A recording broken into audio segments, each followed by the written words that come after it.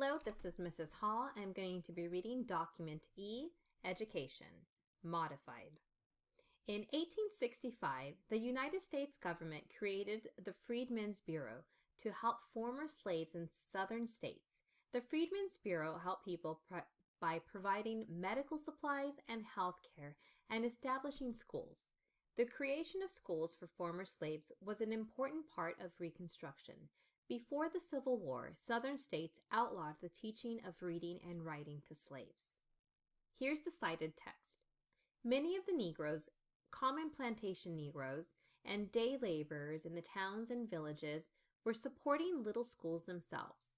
Everywhere we found them hoping to get their children into schools.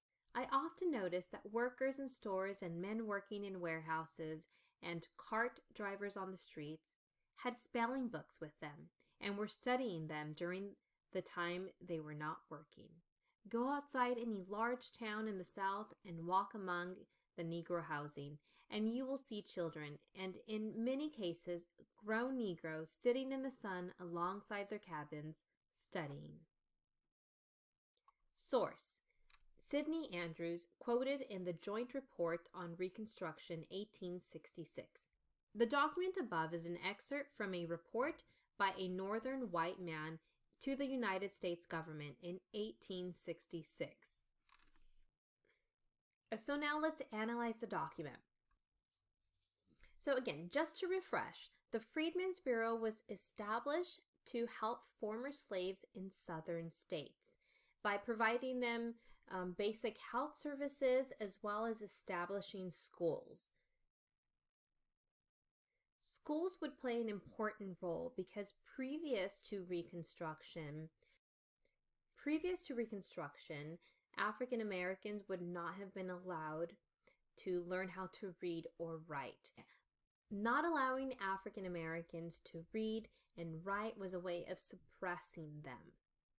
So upon Reconstruction and the establishment of schools, adults and children alike are learning to read and write, and that's being celebrated in this document. While freed African Americans did have schooling, it would not have been considered equal to that schooling it would not have been considered equal to their white counterparts. So what image is this document portraying for us? I would imagine that this document is providing support to say that African Americans were indeed free, saying, look, men, children, they're learning, they're growing, they're going to schools and sitting and studying, and therefore you see a certain level of equality here that wasn't possible before.